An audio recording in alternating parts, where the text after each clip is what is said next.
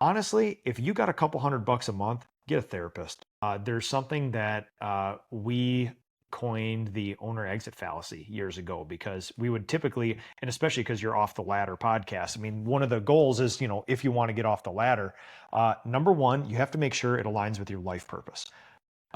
Growing a big professional business is not for everybody, and this is not a value judgment. You have to make sure that aligns with your life purpose. If a painting vehicle or a soft washing company with a whole bunch of people is a vehicle to help you achieve that purpose, and you can only achieve that purpose with a vehicle like that, pursue it. But if it does not, why would you do that to yourself? That is not a good thing to do, right? There's many other places you can go to potentially support and be a vehicle to your purpose. Honestly, if you got a couple $100 a month, get a therapist. Literally, you are your own worst enemy.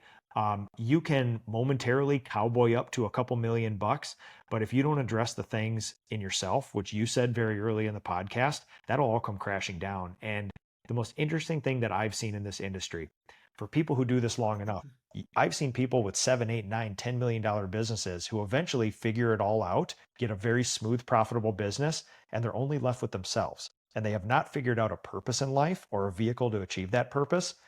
Thus, the midlife crisis and this angst and this potential feeling of dread. So I would say this, above all else, get a therapist. I think that it's really important. One of the things that I focus on a lot as a business owner, and even recommend to a lot of people, not in some kind of soft way.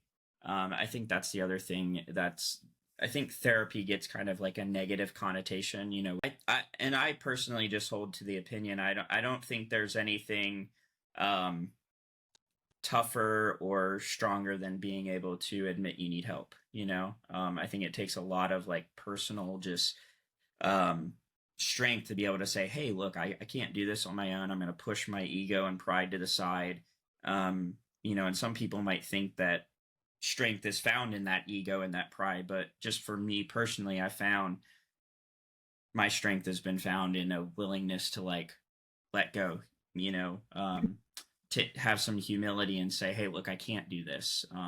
I don't know what to do. I need help, whether that's mentally, physically, spiritually, any kind of way. But I think that's really wise advice to whoever's listening to this. And if you want to be a big tough guy, big master craftsman, call it performance coaching.